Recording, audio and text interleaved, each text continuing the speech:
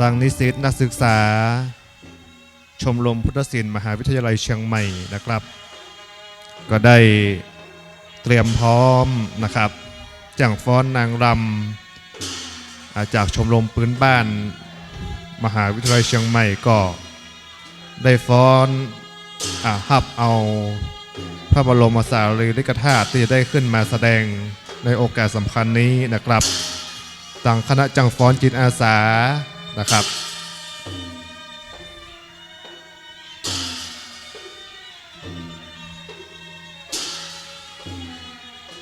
เพื่อที่จะได้เป็นสักการะพุทธบูชาธรรมบูชาสังฆบูชาเป็นที่กราบไหว้ของ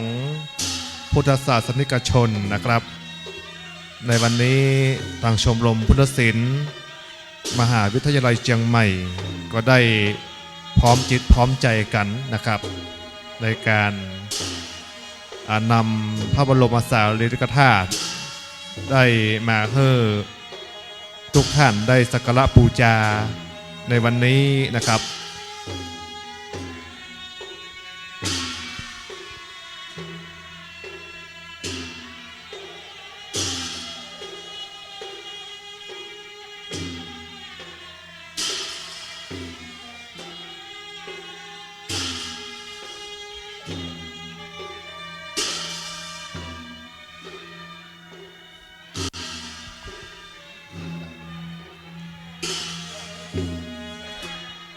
การจัดงานสักการะพระบรมสารีริกธาตุชมรมพุทธศิลป์มหาวิทยาลัยเชียงใหม่ในปีนี้เป็นปีที่14นะครับซึ่งในครบวาระ55ปีมหาวิทยาลัยเชียงใหม่ตัวได้น้อมจิตน้อมใจนะครับเป็นพุทธบูชาธรรมบูชาสังฆบูชาจากคณะผู้บริหารคณะกรรมการการศึกษาครูบาอาจารย์นิสิตนักศึกษาศิษย์เก่าศิษย์ปัจจุบันได้น้อมจิตใจนะครับจัดการสักการะพระบรมสารีริกธาตุนี้ขึ้นนะครับในทุกปี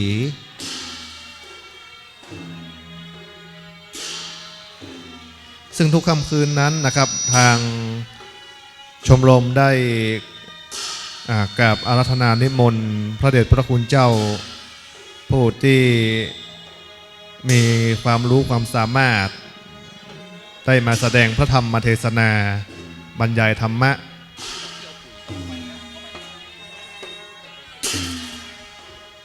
ในทุกค่ำคืนนะครับซึ่งได้กราบนมัสการพระเดชพระคุณหลวงพ่อพระราชวิสุทธิยานเจ้าคณะจังหวัดเชียงใหม่ลำพูนแม่ฮ่องสอน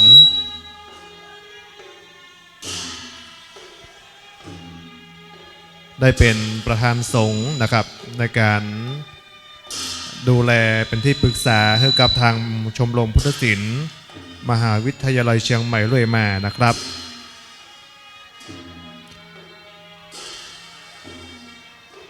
ทั้งยังมีพระเดชพระคุณหลวงพ่อท่านพระครูธีรสุตพจน์ด็อกเตอร์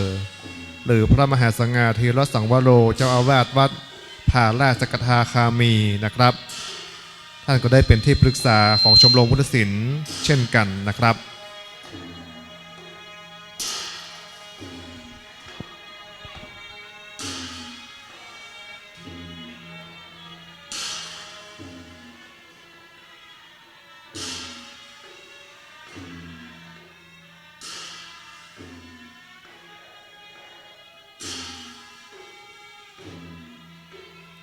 เป็นที่งดงาม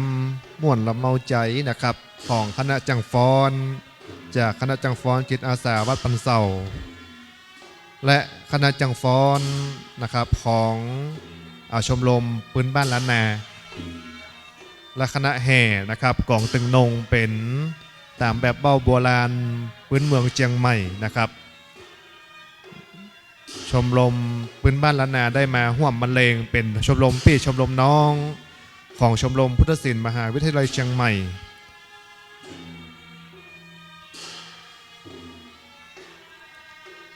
ใน ในขณะนี้นะครับคณะจังฟ้อนได้ฟ้อนปูจา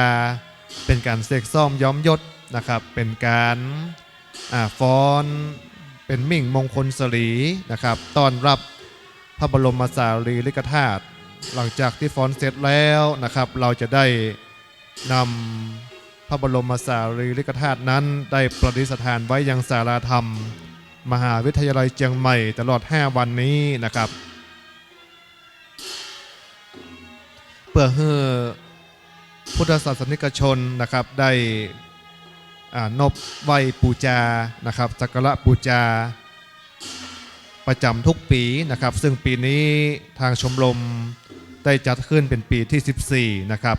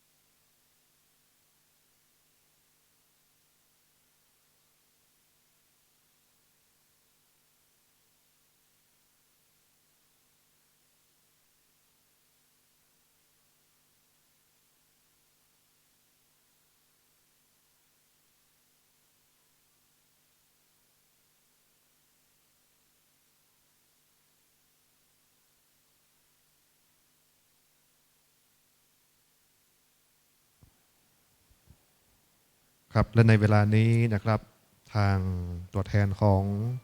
ชมรมพุทธศิลป์มหาวิทยาลัยเชียงใหม่นะครับได้อัญเชิญพระบรมสารีริกธาตุนะครับเข้ามาด้านในศาลาธรรมมหาวิทยาลัยเชียงใหม่เป็นที่เรียบร้อยนะครับโดยมีท่านอาจารย์ดร.ณัฐวุฒิสาลีอินนะครับได้เป็นผู้ควบคุมดูแลน้องๆนะครับซึ่งเป็นศิษย์เก่าศิษย์ปัจจุบันของชมรมพุทธศิลป์มหาวิทยาลัยเชียงใหม่ซึ่งในวันนี้นะครับทางศิษย์เก่าของชมรมพุทธศิลป์มหาวิทยาลัยเชียงใหม่และศิษย์ปัจจุบันทั้งสำนักสารูปพระคุณเจ้านะครับอาจารย์นิสิตนักศึกษาตลอดจนถึงคณะชมรมจังฟ้อนนะครับได้มาร่วมใจกันนะครับเพื่อเป็นสักการะบูชาในวันนี้นะครับ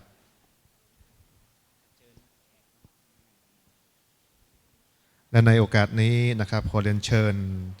แขกผู้มีเกียรติทุกท่านนะครับทั้งทางชมรมพุทธศิลป์นะครับหน่วยงานภาครัฐและเอกชนและพุทธศาสนิกชนทุกท่านนะครับได้เข้ามาร่วมพร้อมใจกันนะครับนั่งในบริเวณด้านในศาลาธรรมนะครับเรียนเชิญข้างหน้าเลยนะครับเรียนเชิญข้างหน้าเลยครับครับเรียนเชิญข้างหน้าเพื่อที่เดี๋ยวเราจะได้สวดมนต์ไหว้พระนะครับครับเรียนเชิญข้างหน้าเลยนะครับทางชมรมพุทธศิลป์นะครับได้จัดเตรียมเจลล้างมือแอลกอฮอล์ไว้นะครับเพื่อที่จะรองรับนะครับความสะดวกสบาย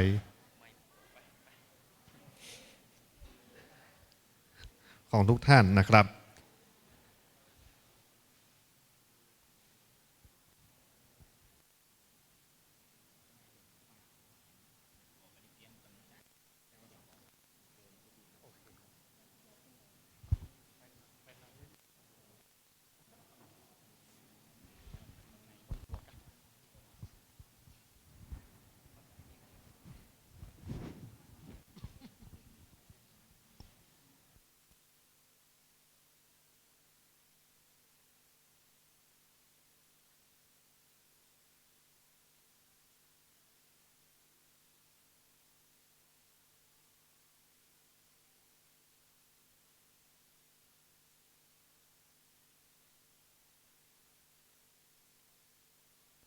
ลำดับต่อไปนะครับจะได้เรียนเชิญทุกท่านเข้าสู่พิธีเปิดครับงานสักการะพระบรมสารีริกธาตุและ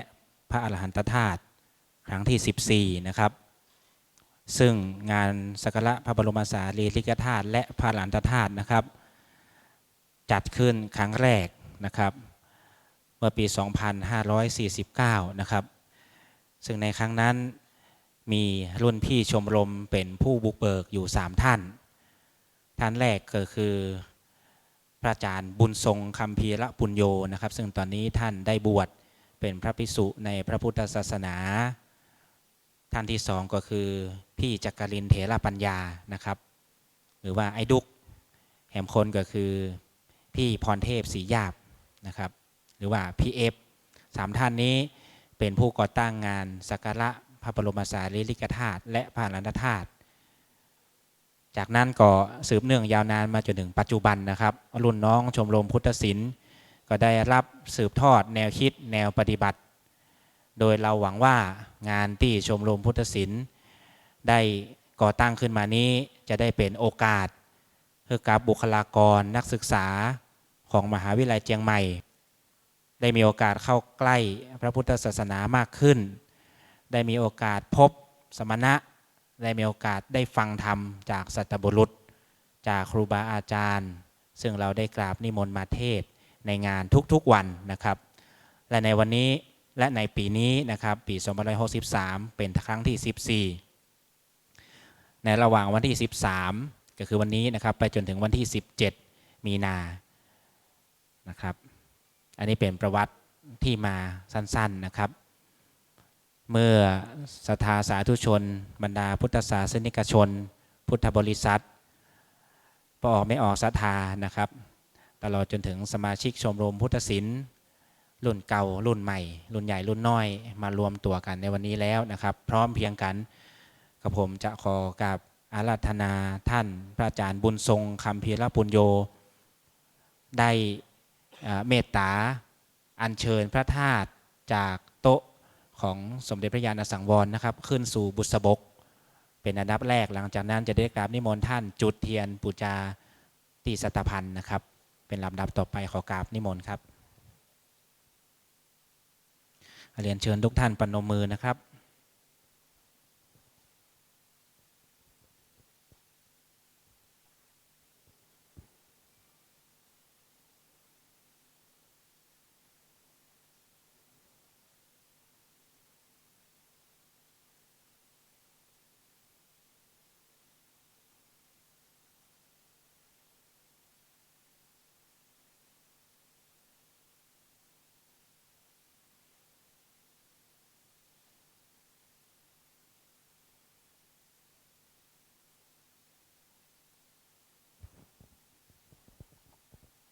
สำหรับพระธาตุที่เราได้รับพระราชทานจากสมเด็จพระสังฆราชเจ้ากรมหลวงวชิรยานสังวรนะครับหรือว่าสมเด็จพระสังฆราชสกลมหาสังฆปรินายกองค์ที่19นะครับพระองค์ก่อนได้ประทานให้ชมรมไว้นะครับ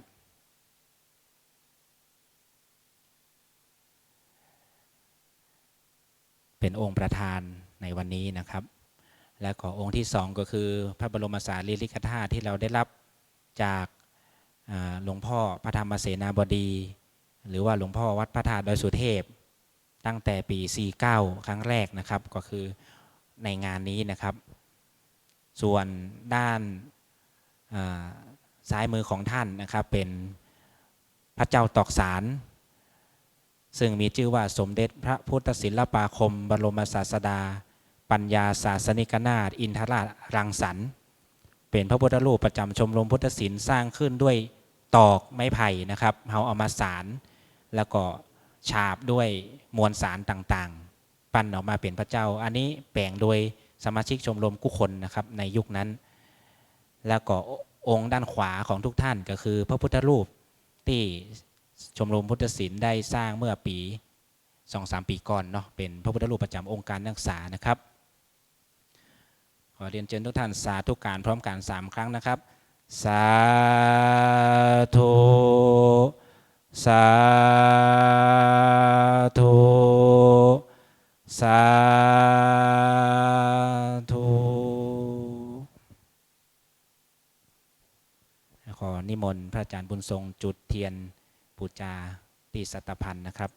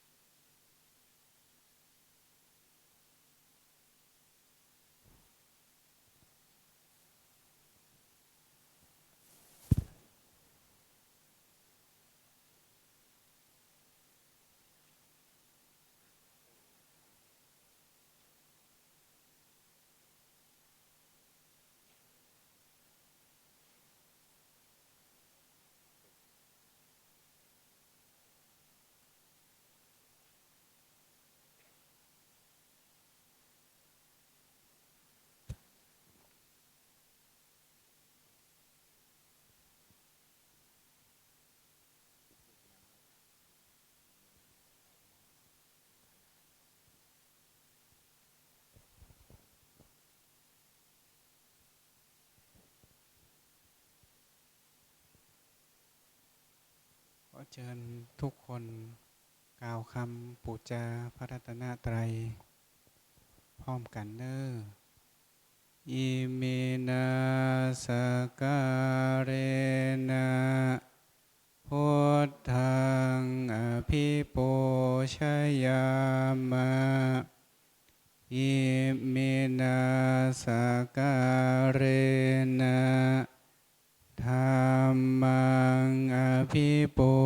ชยามะอิมินาสการเรนะสังฆังอภิปูชยามะอะระหังสัมมาสัมพุทโธภะคะวาพุ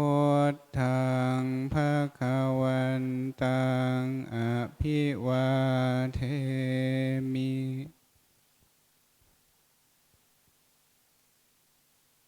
สวากขาโตภะคะวะตาธัมโมธัมมังนัมมัสสามิ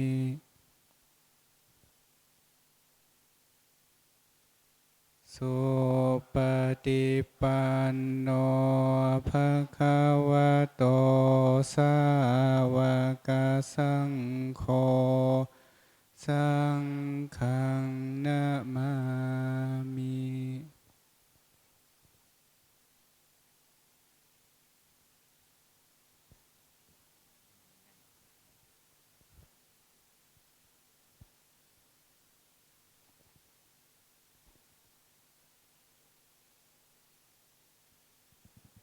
อันดับต่อไปจะเป็นการอือกะโลงเนาะ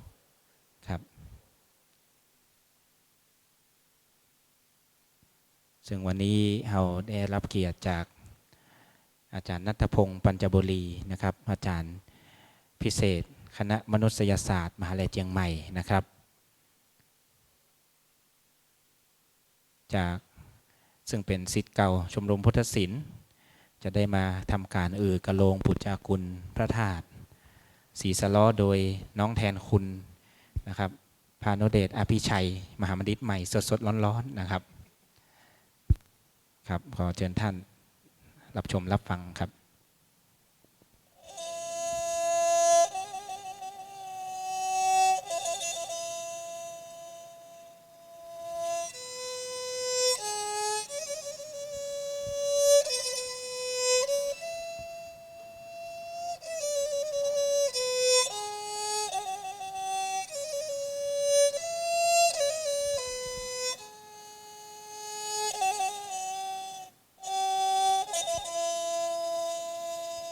สา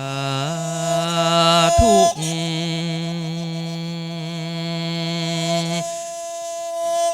สานอบน้อม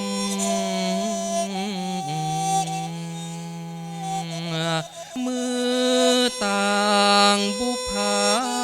ต้อมกราบก้มย่อสาเจ้าเอ๋ยมือเยิงยกยืนไว้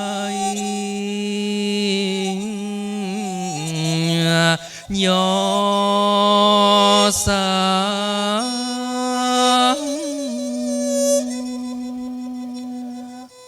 เอาจิตเจตกายาแต่งตั้ง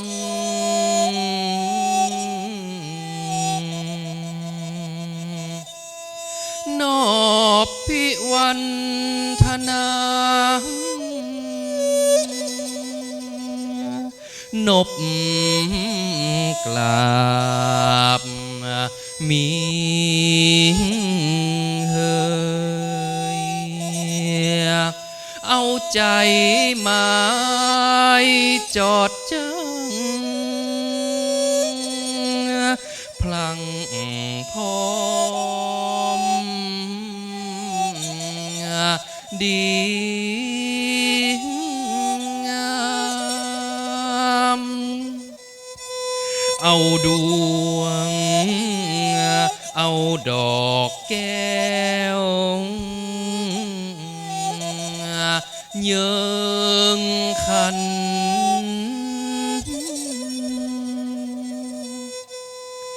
นอ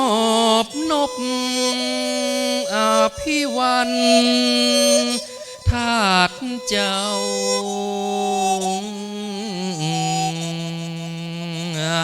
คันธาจื่นเรื่องพันถุยแผ่เอาเนออังเจิ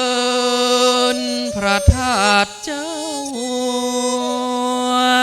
สู่ห้องหองามเอาใจไหลหลิงน้อมมาเติงมอชอหอมใจเถิงจอดจัง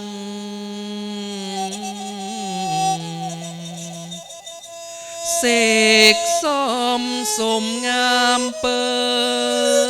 งควรยิ่งเฮาเฮยกุศลบุญแผ่ตั้งตัวนางยิ่งใจเจ้าเฮย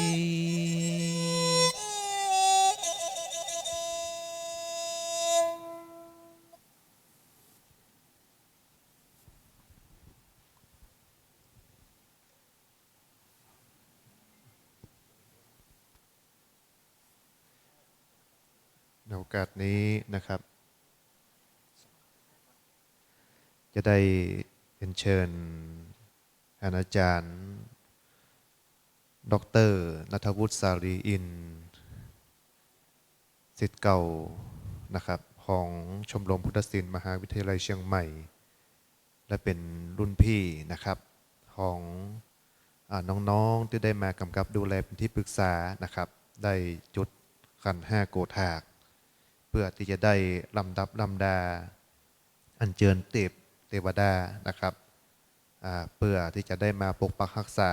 และมาอนุโมทนาในการมงคลแห่งนี้นะครับ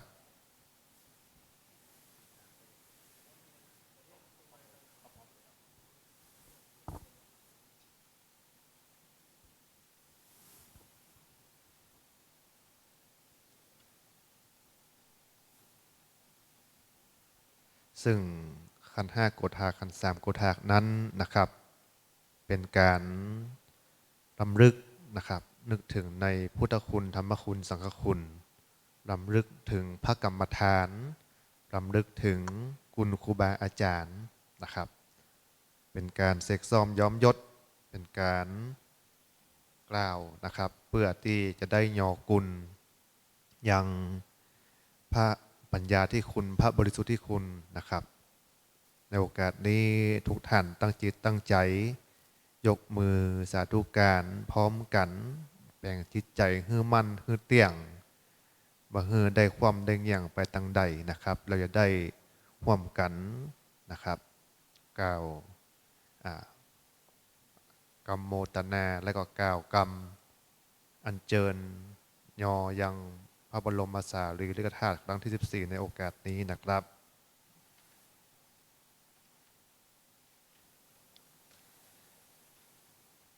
โส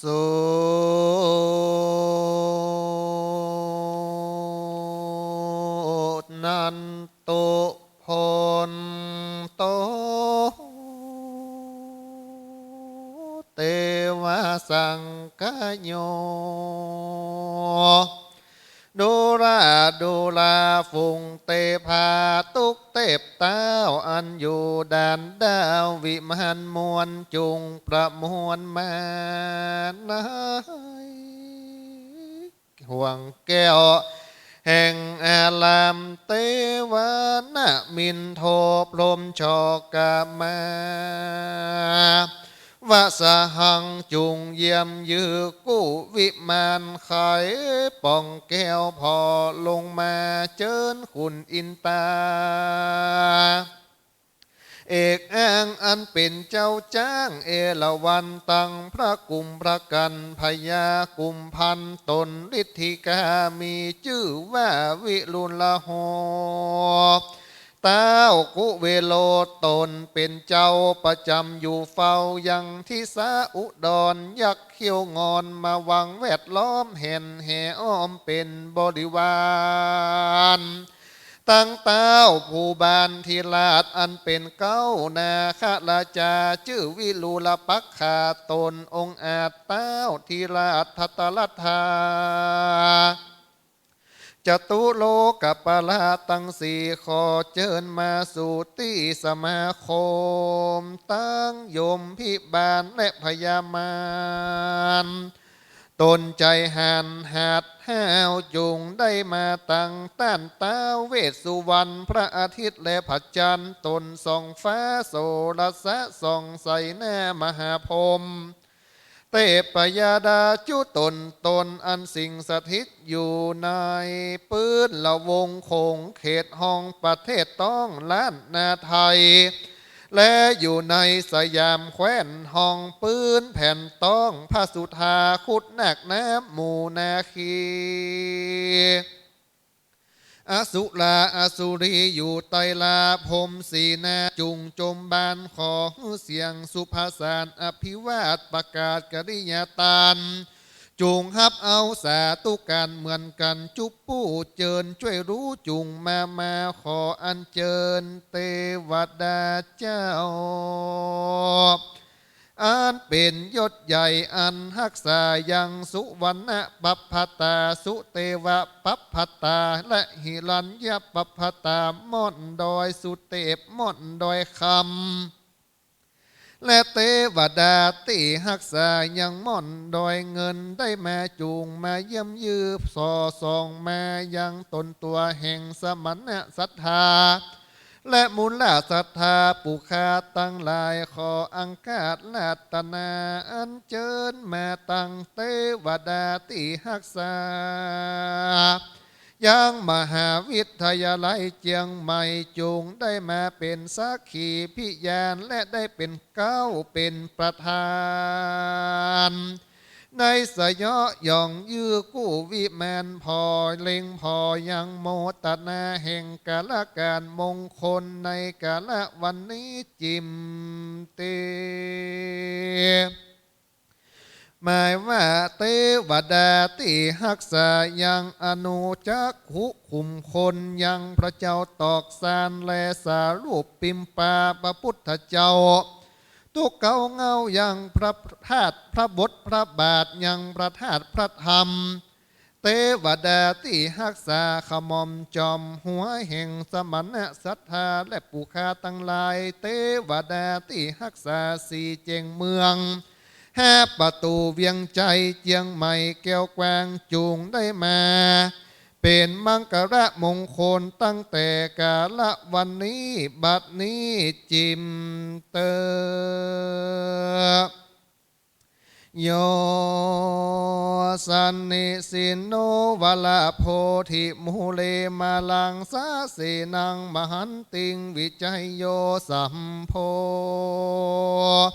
ที่มากันจริงว่าอนันตัญญาโนโยโลกุตตโมตังปนามามิพุทธังตังปนามามิธรรมังตังปนามามิสังฆังตังปนามามิกัมมัฏฐานังกัมมัฏฐานังสาตุโอกาสะพันเตข้าแด่พระปัญจรัตนะพระเขียวเจ้าตั้งห้าภากา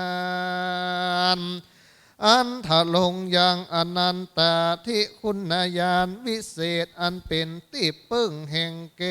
เตเวทและสัพพะหมู่สัตตาบัดนี้หมายมี ยังสมณะศรัทธาและมูลศรัทธาผู้ค้าตั้งหลายตั้งไปในและไปนอกไปในนั้นไม่มีพระเดชพระคุณหลวงพ่อพระราชวิสุทธิยานเจ้าคณะจังหวัดเชียงใหม่ละปูนแม่ห้องสอนธรรมยุทธได้เป็นเก้าเป็นประธานพร้อมกับต่างพระภิกษุสงฆ์สามเณ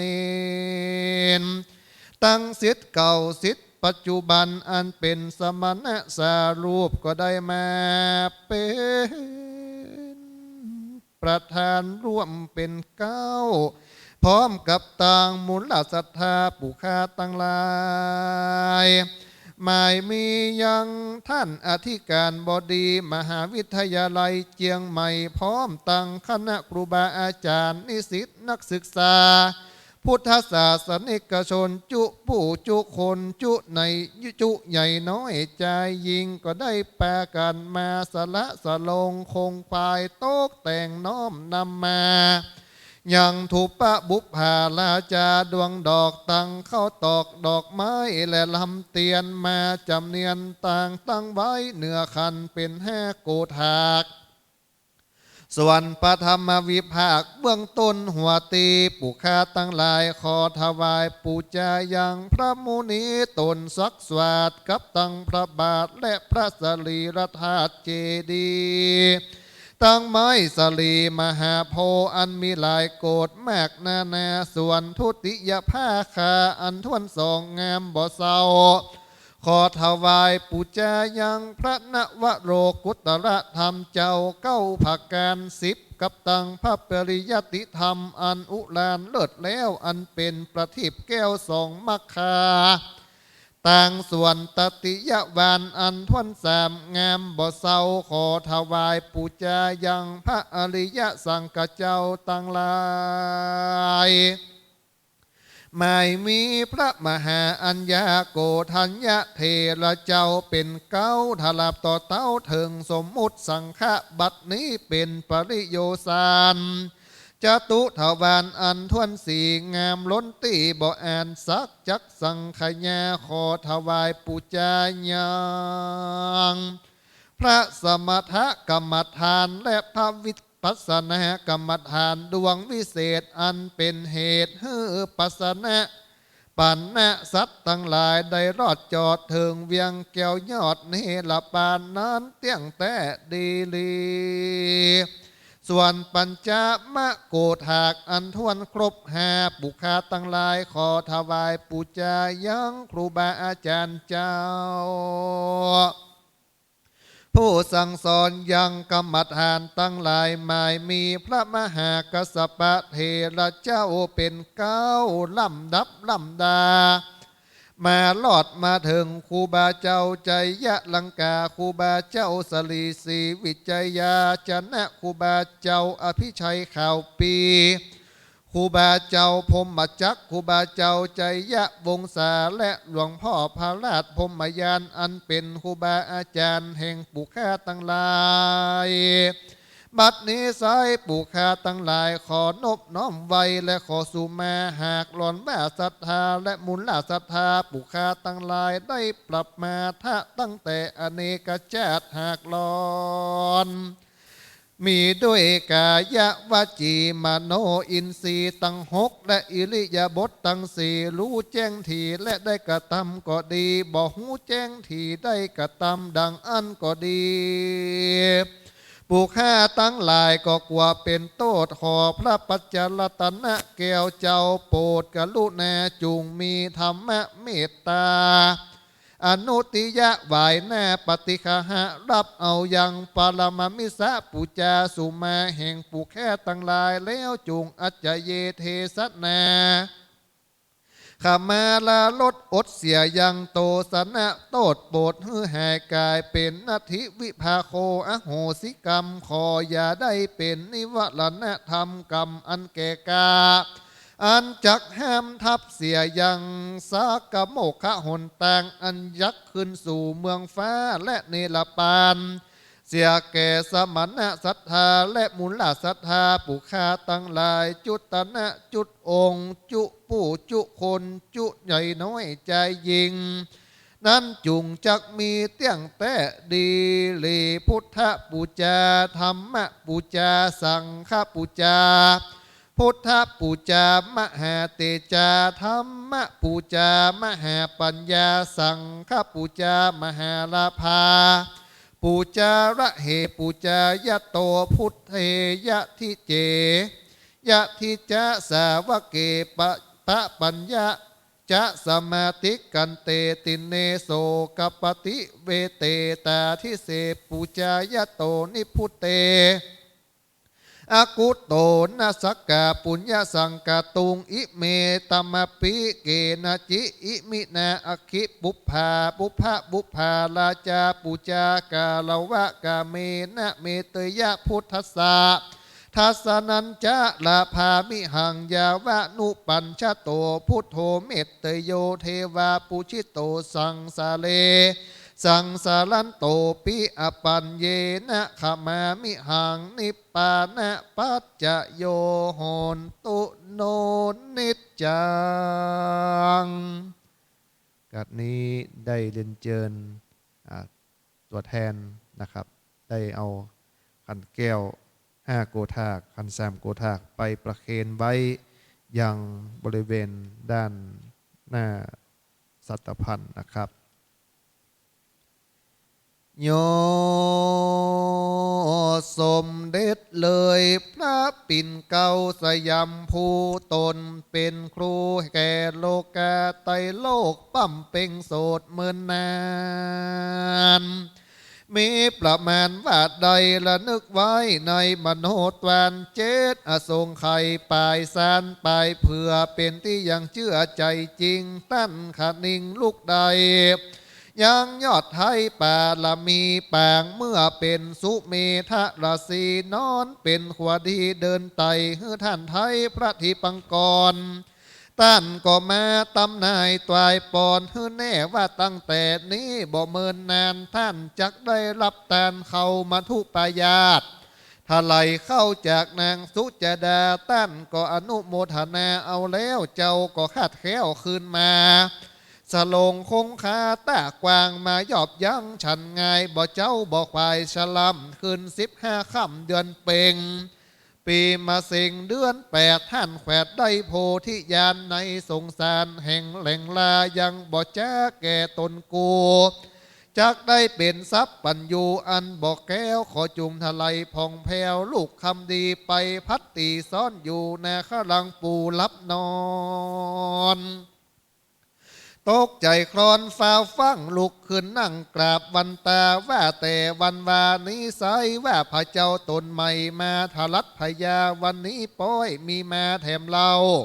ก็มาเป็นพระเจ้าอยู่ตั้งวันละวันนิมิตหันดูหลากพญานาคจริงวันตาพระพุทธาปิกเปกเข้าสู่เขตอรัญญา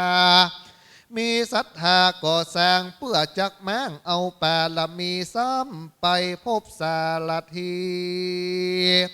เกี่ยวหญ้าอันเป็นข้าแห่งเศรษฐีมันก็เลือกเอาคาดีวิเศษอันเกี่ยวมาจากห้องเตศบิคทาอรัญยังมีอัดถังปอ8มีเส้นอ่อนแลบก็ลำเลิงมาลำเปิงกึดต่อพละนอเจียงคานมันก็ยกหยอตานฮือแล้วว่าเป็นมัคคาแก้วนิปปานังด้วยขา8 กำมือนี้โสดจักได้เป็นพระโพธิสัตตาเป็นคู่ประชาพับแผ่นพุทธแก้วแก่นดวงดีปั้มเป้งปาละมีเนื้อแต่นแก้วสำเร็จแล้วอยู่สันดีปาละมีป้อยเป่งมัชชิมาเข่งปานกลางทลัดดวงยานอันวิเศษในท้องเทศมิกทายวันเป็นทันละหัง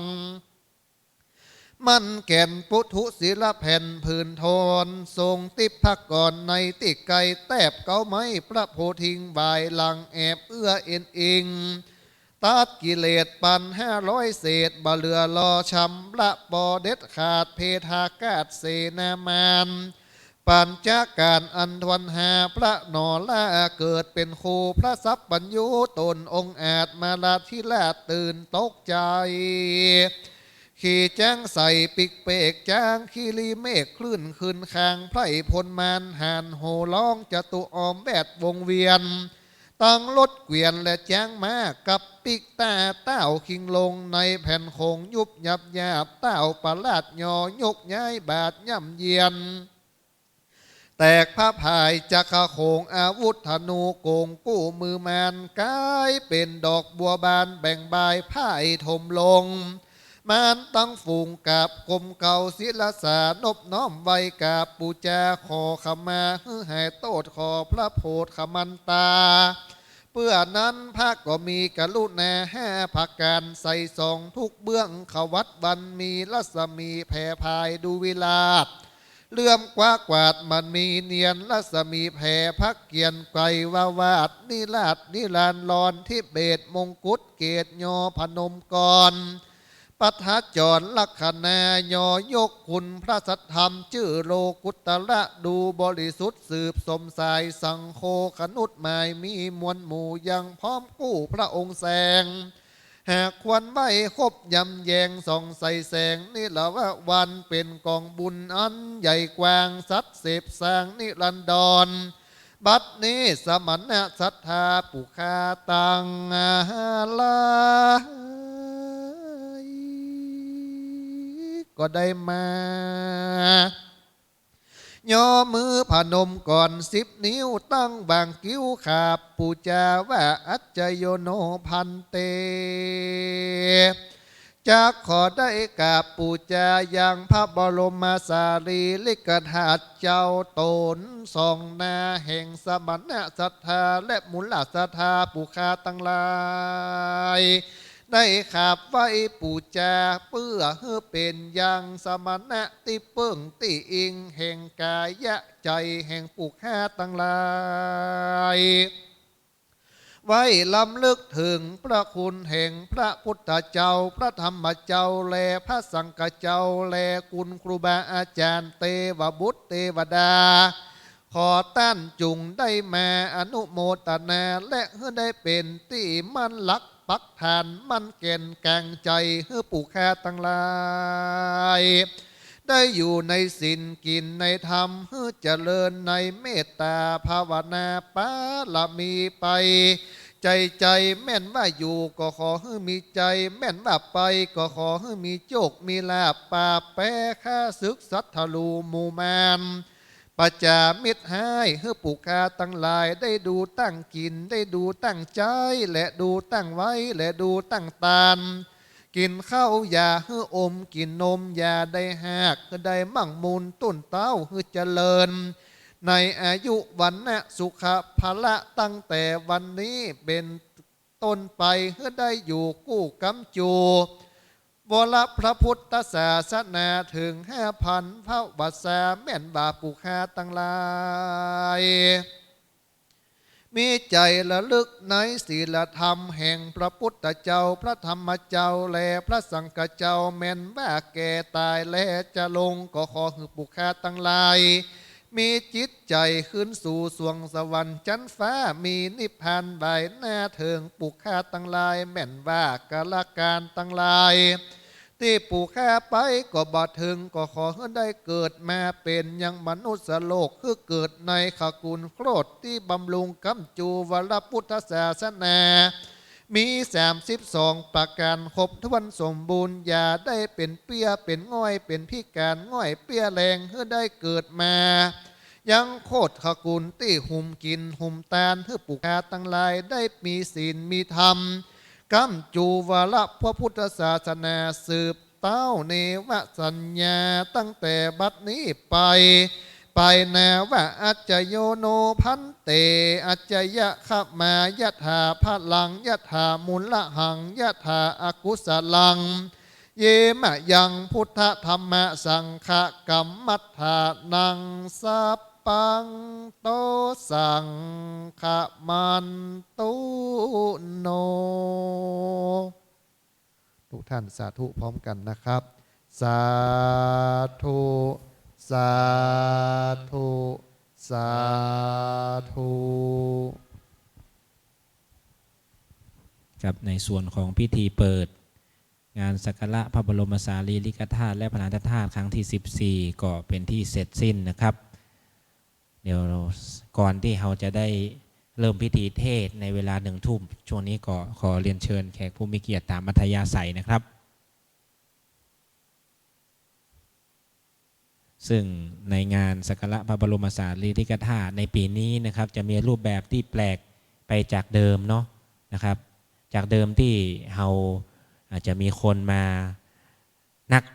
นะครับแต่ว่าด้วยสถานการณ์ของโรคและก็สถานการณ์ของฝุ่นทางผู้บริหารคณะ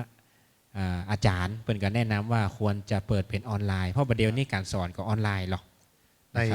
ในปัจจุบันนี่ ครับ อาจารย์หลายท่านนะครับก็จะมีการเปิดสอนแบบออนไลน์นะครับบางทีทางโรคภัยหรือว่าทางฝุ่นนะครับก็อาจจะทำให้เกิดผลเสียมากกว่าผลดีนะครับก็เลยต้องมีการออนไลน์ทั้งนี้งานสักการะพระบรมสารีริกธาตุของชมรมพุทธศิลป์มหาวิทยาลัยเชียงใหม่เฮาก็ได้เผยแพร่แบบออนไลน์เหมือนกันครับเฮาก็น้อมรับนโยบายเนาะที่ทางผู้บริหารของคณะอาจารย์มหาลัยเปิ้นได้แนะนำนะครับเพื่อให้งานได้ดำเนินในภายใต้มาตรการที่เข้มข้นนะครับแล้วก็มีการคัดกรองต่างๆตามที่ทางกระทรวงสาธารณสุขเปิ้นแนะนำไว้นะครับเพราะฉะนั้นก็เชิญจากมัธยาศัยนะครับประเดี๋ยวลงทานตั้งนอกไอติมก็มีอยู่ได้มีไอติมมีอยู่ขออนุโมทนานะครับท่านที่นำลงทานมาร่วมทำบุญของเฮานะครับทั้งนี้ทางชมรมพุทธศิลป์เฮาก็ได้จัดแอลกอฮอล์นะครับเจลล้างมือนะครับไว้รองรับให้กับแขกผู้มีเกียรติที่อยากจะมาสักการะพระบรมสารีริกธาตุที่ศาลาธรรมของเฮานี้นะครับท่านก็สามารถรับทำความสะอาดได้นะครับได้ที่บริเวณหน้างานนะครับหรือว่าจะร่วมสมทบซื้อหน้ากากซึ่งอันนี้เฮาไม่ได้เอากำไรเนาะต้นทุน7 บาทเขาก็ขาย7 บาทนะ7 บาทตามต้นทุนเพื่อที่เขาจะได้แบ่งเนาะแบ่งเอื้อเฟื้อให้ทุกคนได้ปลอดภัยนะครับ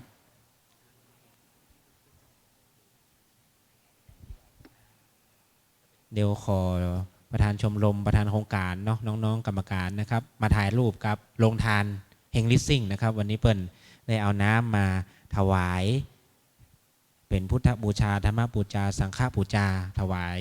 เป็นกุศลโดยนะครับเมื่อกับบรรดาแขกผู้มีเกียรติทั้งหลายนะครับในงานนี้จำนวน 1,200 ขวดต้องขออนุโมทนาด้วยนะครับกัมนะครับครับได้หมดกินได้หมดนะครับวันนี้กำหนดการมีเปลี่ยนแปลงนิดหน่อยนะครับเนื่องจากองค์เทศนะครับหลวงพ่อพระราชวิสุทธิยานหลวงพ่อวัดป่าดาราพิรมนะครับซึ่งท่านตอนแรกท่านจะได้เดินทางมาเป็นองค์เทศนะครับแต่เนื่องจากหลังจากกลับจากกรุงเทพวันนี้ท่านมีอาการบ่สบายนิดหน่อยนะครับอาจจะเพลียอ่อนเพลียนะครับเพราะว่าช่วงนี้ท่านก็มีภารกิจเดินทางบ่อยกิจนิมนต์เยอะพอสมควรนะครับต้องกราบอนุโมทนานะครับทางพระคุณเจ้าศิษย์เก่านะครับของทางชมรมพุทธศิลป์นะครับที่ยังได้มีเมตตานะครับเอื้อเฟื้อที่จะมาร่วมประกอบมงคลในครั้งนี้นะครับและก็ต้องขอบพระคุณนะครับทางเฮงลิสซิ่งนะครับที่ได้มาร่วมออกบุญลงทานนะครับได้ร่วมสนับสนุนกิจกรรมดีๆนะครับในครั้งนี้ตัวซึ่งเราก็ร่วมอนุโมทนาเอาบุญด้วยกันนะครับท่านที่อยู่ทางบ้านนะครับที่จะเข้ามาร่วมทำบุญนะครับไม่ว่าจะเป็นออกลงทานหรือว่าร่วมสมทบทุนนะครับกับทางชมรมพุทธศิลป์นะครับก็ขออนุโมทนาเมตตาได้มาร่วมกันได้เลยนะครับหรือว่าท่านที่จะอนุโมทนานะครับอยู่กับทางออนไลน์นะครับยกมือ10 นิ้วสาธุพร้อมกันที่ออนไลน์ก็ได้นะครับระบบออนไลน์ซึ่งในสถานการณ์ปัจจุบันนี้นะครับบางท่านก็อาจจะไม่อยากจะออกจากบ้านนะครับ ตะกี้ได้เรียนแจ้งกำหนดการเปลี่ยนไว้นะครับ ว่าจากเดิมหลวงพ่อพระราชวิสุทธิยานจะได้มาแสดงธรรมวันนี้ท่านได้ส่งตัวแทนนะครับ ก็เป็นศิษย์เก่าชมรมพุทธศิลป์เป็นอดีตประธานชมรมพุทธศิลป์2 สมัยซ้อนนะครับเฮารู้จักกันในนามหลวงพี่มอลล่าเนาะหรือว่าท่านพระอาจารย์ถาปกรณ์รองชัยวันนี้จะได้มาแสดงพระธรรมเทศนา เดี๋ยวก็ขอเชิญศรัทธาสาธุชนนะครับอยู่ร่วมรับฟังพระธรรมเทศนากันก่อนนะครับพร้อมทางช่องทางออนไลน์สถานีวิทยุวัดฝายหิน 104.5 เมกะเฮิรตซ์นะครับแล้วก็ทางช่อง YouTube ตัวนะครับมีออนไลน์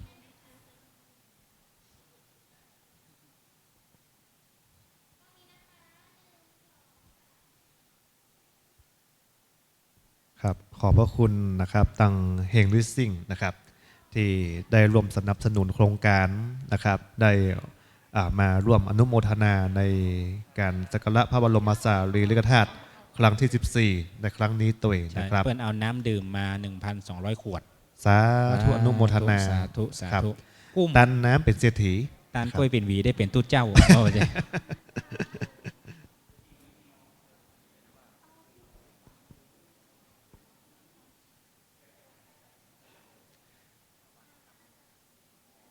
การสักการะพระบรมสารีริกธาตุนั้นนะครับเราจะได้มีการแสดงพระธรรมเทศนาทุกค่ำคืนนะครับซึ่งแต่ละค่ำคืนนั้นนะครับก็ได้กราบอาราธนาพระเดชพระคุณพ่อแม่ครูบาอาจารย์นะครับได้มาแสดงพระธรรมเทศนาเพราะว่าจะเป็นพระเดชพระคุณหลวงพ่อพระราชวิสุทธิยานนะครับท่านพระครูธีรสุตพจน์นะครับหลวงตาม้านะครับพระมหาดวงจันทร์พุทธศิโลวัดพันแหวนนะครับรองเจ้าคณะอำเภอแม่แจ่มนะครับอะไรท่านใดที่สนใจนะครับที่สนใจจะมาฟังพระธรรมเทศนาขอเรียนเชิญนะครับบริเวณศาลาธรรมตั้งแต่วันนี้เป็นต้นไปตลอด5 วันนะครับหรือท่านที่บัสะดวกนะครับก็ขอเรียนเชิญนะครับที่ระบบออนไลน์นะครับโดยการถ่ายทอดสดของสถานีวิทยุวัดฝายหินนะครับ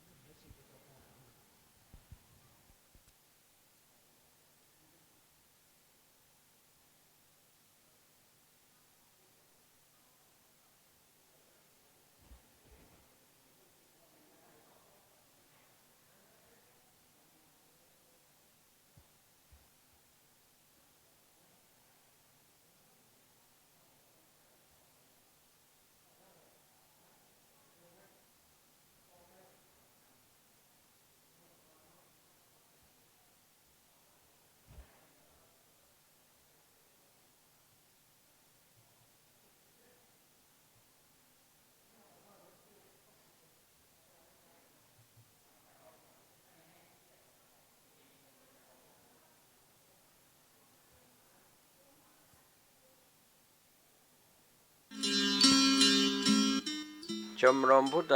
ศิลป์ศึกษาและประเพณีสโมสรนักศึกษามหาวิทยาลัยเชียงใหม่ก็เชิญชวน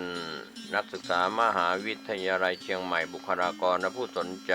ท่านผู้ฟังเข้าร่วมกิจกรรมงานสักการะพระบรมสารีริกธาตุและพระอรหันตธาตุครั้งที่ 14 ณ ศาลาธรรมมหาวิทยาลัยเชียงใหม่13 ถึง 17 มีนาคม พุทธศักราช 2563 เวลา 19 นาฬิกาทุกๆวัน ณ ศาลาธรรมมหาวิทยาลัยเชียงใหม่ เชิญชวนผู้สนใจรับฟังพระธรรมเทศนา 13 มีนาคม พระราชวิสุทธิยานเจ้าวัด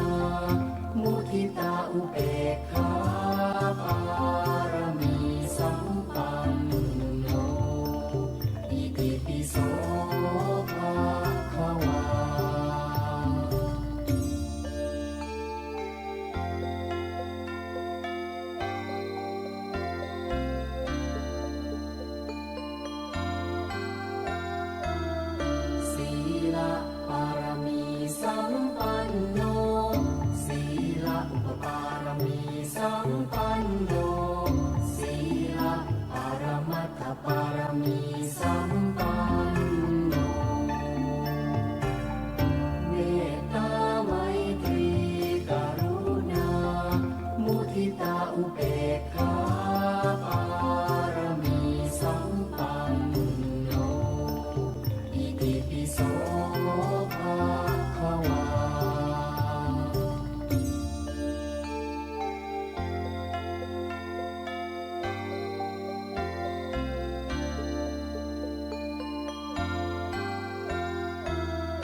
เนคขมะปารมีสัมปันโนเนคขมะอุปปารมีสัมปันโนเนคขมะปารมัตถปารมีสัม ขอการพระคุณเจ้าทุกรูปนะครับ เดี๋ยวเราจะเริ่มการรับฟังพระธรรมเทศนาประมาณ 19:15 นาทีโดยประมาณนะครับในขณะนี้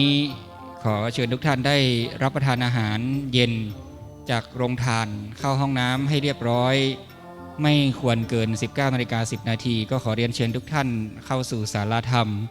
เพื่อจะได้รับฟังพระธรรมเทศนาในวันนี้เป็นวันแรก เนื่องด้วยสถานการณ์การแพร่เชื้อของโรคระบาดโควิด -19 ก็ได้สร้างความวิตกกังวลไปยังประชาชนทั่วทั้งโลกนะครับ มหาวิทยาลัยเชียงใหม่ก็ได้เล็งเห็นถึงมาตรการที่จะต้องป้องกัน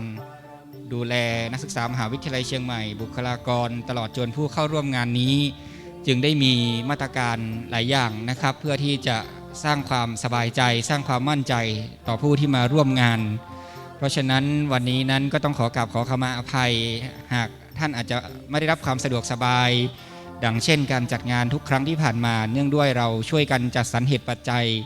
ให้เกิดงานนี้ขึ้นมาภายใต้มาตรการที่ดูแลความปลอดภัยและก็สร้างความมั่นใจแก่ทุกท่านด้วยนะครับเพราะฉะนั้นท่านใดที่เดินทางมาถึงแล้วก็ต้องขออนุญาตได้ให้น้องๆที่เป็นคณะกรรมการได้วัดไข้นะครับได้วัดไข้เพื่อที่จะสร้างความมั่นใจให้กันและกันนะครับแล้วก็เพื่อความปลอดภัยของตัวท่านเองด้วยเมื่อท่านวัดไข้เสร็จแล้วท่านจะได้รับสติกเกอร์สีเหลืองนั่นก็แสดงว่าท่านผ่านการคัดกรองแล้วก็มีความจำเป็นที่จะต้องขอรายชื่อท่านไว้นะครับ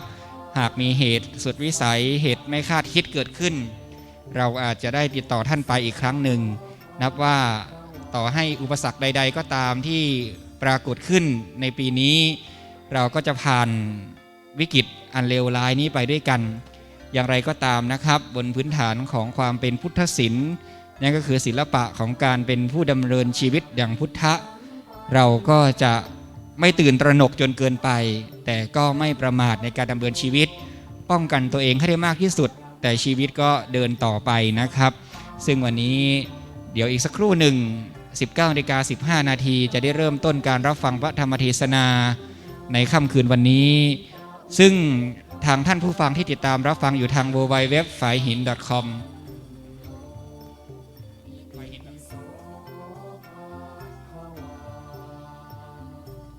ครับแล้วก็ที่ติดตามรับฟังผ่านการถ่ายทอดสดทาง FM 104.50 เมกะเฮิรตซ์ที่ได้รับฟังการถ่ายทอดสดนี้เป็นเสียงจากศาลาธรรมมหาวิทยาลัยเชียงใหม่ในการถ่ายทอดสัญญาณทั้งภาพและเสียง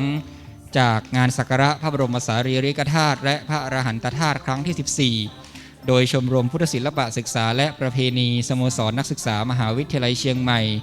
จัดขึ้นนะครับซึ่งวันนี้นั้นเป็นบรรยากาศของความเป็นพี่น้องพุทธศิลป์อาจจะไม่ยิ่งใหญ่นะครับอาจจะไม่อลังการเหมือนสถานการณ์ปกติแต่ใหญ่ยิ่งด้วยความปรารถนาใหญ่ยิ่งด้วยความที่น้องๆต่างมีความเพียรในการฝ่าฟันอุปสรรคต่างๆกว่าที่จะได้จัดงานนี้ขึ้นมาท่ามกลางสถานการณ์ที่มีข้อจำกัดมากมายนะครับถือว่าเป็นงานที่งดงามอย่างยิ่งเลยที่ชมรมพุทธศิลป์ได้เมตตานะครับเมตตาอนุเคราะห์พุทธศาสนิกชนที่จะได้อัญเชิญพระบรมสารีริกธาตุมาประดิษฐานณศาลาธรรมแห่งนี้เพื่อที่จะได้กระทำสักการะใหญ่ตลอด5 วัน 5 คืนจนถึงวันอังคารซึ่งวันนี้นั้นตามกำหนดการเราได้อาราธนาพระเดชพระคุณหลวงพ่อท่านเจ้าคุณพระราชวิสุทธิยานเจ้าคณะจังหวัดเชียงใหม่ลำพูนแม่ฮ่องสอนธรรมยุทธ เจ้าอาวาสวัดป่าดาราพิรมพระรามหลวงได้เมตตาเป็นประธานในการแสดงพระธรรมเทศนาและเป็นผู้อัญเชิญพระบรมสารีริกธาตุแต่เนื่องจากศาสนกิจพระเดชพระคุณเดินทางปฏิบัติศาสนกิจที่ภาคใต้นะครับกรุงเทพมหานครแล้วก็เพิ่งกลับมาถึงจังหวัดเชียงใหม่จึงได้เมตตาบัญชาให้ท่านพระอาจารย์ถาปกรฐานะธรรมโมซึ่งเป็นประธานชมรมพุทธศิลป์ประจำปี 2559 นะครับเนาะใช่ไหมครับผม อดีตประธานชมรมพุทธศิลป์และก็อดีตประธานจัดงานสักการะพระบรมสารีริกธาตุและพระอรหันตธาตุของมหาวิทยาลัยเชียงใหม่ซึ่งภายหลังจากที่ท่านจบการศึกษานะครับก็ได้ตัดสินใจที่จะอุปสมบทอย่างไม่มีกำหนดลาสิกขานับเป็นความงดงามอย่างยิ่งที่พี่ชมรมพุทธศิลป์นะครับหรือน้องชมรมพุทธศิลป์ของใครหลายท่านนะครับได้เป็นแบบอย่างที่งดงามที่เห็นภายในสังสารวัตรเมื่อกระทำหน้าที่ทางโลกสมบูรณ์แล้วก็ไม่แคล้วละทางโลกออกบวชหนาเจริญรอยบาทเจริญอุปสมบทตามรอยบาทพระศาสดาแสวงหาแต่หนทางพระนิพพานนะครับนอกจากนั้นวันนี้เรายังมีผู้ก่อตั้งงานสักการะพระบรมสารีริกธาตุนั่นก็คือท่านพระอาจารย์บุญทรงคัมภีระปุญโญนะครับหรือว่าหลวงพี่ตุ๊โปะซึ่งท่านดำริที่จะจัดงานสักการะพระบรมสารีริกธาตุครั้งที่1เมื่อปี 2549 นะครับ14 ปีผ่านมาครับขณะนั้นท่านพระอาจารย์เป็นนักศึกษามหาวิทยาลัยเชียงใหม่คณะเทคนิคการแพทย์ก็ได้ร่วมกันกับคณะกรรมการถึง2 ปีเพื่อที่จะได้คิดว่าเราจะกระทำสักการะพระบรมสารีริกธาตุแล้วก็มีการจัดให้มีการฟังเทศน์ฟังธรรมจัดให้มีการเจริญกุศลธรรมต่างๆแต่ละปีก็แตกต่างกันไปนะครับก็ทำอย่างไรดีให้เกิดขึ้นที่จังหวัดเชียงใหม่โดยเฉพาะอย่างยิ่งมหาวิทยาลัยเชียงใหม่โดยการกระทำของนักศึกษาทั้งสิ้นท่านพระอาจารย์บุญทรงคัมภีระปุญโญหรือว่าหลวงพี่ตุ๊โปะในสมัยนั้นคือนักศึกษาคณะเทคนิคการแพทย์ประธานชมรมพุทธศิลป์ก็ได้ขึ้นไปกับเรียนปรึกษาพระเดชพระคุณท่านเจ้าคุณพระธรรมเสนาบดีหรือว่าในขณะนั้นดำรงสมณศักดิ์ในราชหินานามที่พระเทพวรสิทธาจารย์ขณะนั้นเป็นรองเจ้าคณะจังหวัดเชียงใหม่ฝ่ายการเผยแผ่ขณะนี้พระเดชพระคุณดำรงตำแหน่งรองเจ้าคณะภาค 7เจ้าอาวาสวัดพระธาตุดอยสุเทพราชวรวิหารรักษาการเจ้าอาวาสวัดพระธาตุศรีจอมทองวรมหาวิหารนะครับพระเดชพระคุณท่านเจ้าคุณพระธรรมเสนาบดีหรือว่าพระเทพวรสิทธาจารย์ณขนาดนั้นก็ได้เมตตาให้ความเห็นสนับสนุนให้มีการจัดงานสักการะพระบรมสารีริกธาตุได้มอบพระบรมสารีริกธาตุให้แก่พระอาจารย์ตุ๊โปะหรือว่าพระอาจารย์บุญทรงและคณะณขณะนั้นให้อัญเชิญมากระทำสักการะอัญเชิญมาจัดงานสักการะพระบรมสารีริกธาตุเป็นครั้งแรกเมื่อปี